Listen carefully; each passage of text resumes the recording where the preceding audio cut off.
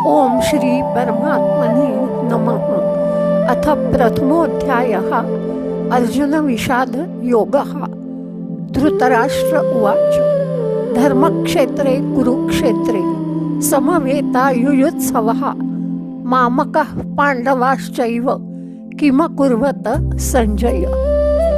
धृतराष्ट्राने संजयाला विचारलं की धर्मक्षेत्र असलेल्या कुरुक्षेत्रावर युद्धाच्या निमित्ताने एकत्र आलेल्या माझ्या आणि पांडूच्या पुत्रांनी काय केलं। माऊली म्हणतात, तरी पुत्रस्नेहे मोहित धृतराष्ट्र असे पुसत म्हणे संजया सांगे मात कुरुक्षेत्रींची। थोडी पार्श्वभूमी बघूया। धृतराष्ट्र हा कुरु कुलोत्पन्न शंतनूचा नातू। विचित्रवीर्याची स्त्री अंबिका हिला व्यासांपासून झालेला हा जन्मांध होता, म्हणून याचा भाऊ पांडू याला राज्य मिळालं।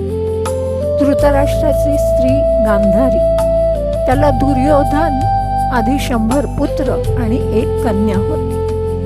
दुर्योधन वगैरेंनी पांडुपुत्रांचा नाश करण्यासाठी अनेक कटकारस्थानं केली, पण पुत्रप्रेमाने अंध झालेल्या धृतराष्ट्राने त्यांचा कधीही निषेध केला नाही।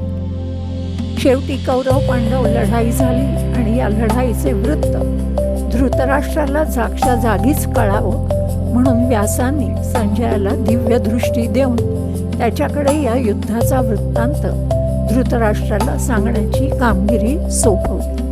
आता कुरुक्षेत्र म्हणजे धर्माचं ठिकाण आणि तिथे गेलेल्या मनुष्याची वृत्ती सात्विक होऊन त्याच्या मतीमध्ये सद्विचार उत्पन्न होतात।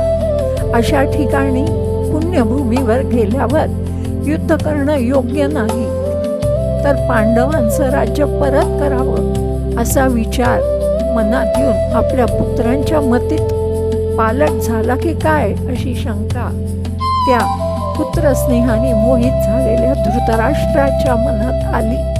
असं धर्मक्षेत्र या पदाने इथे माऊलींनी सुचवलं आहे।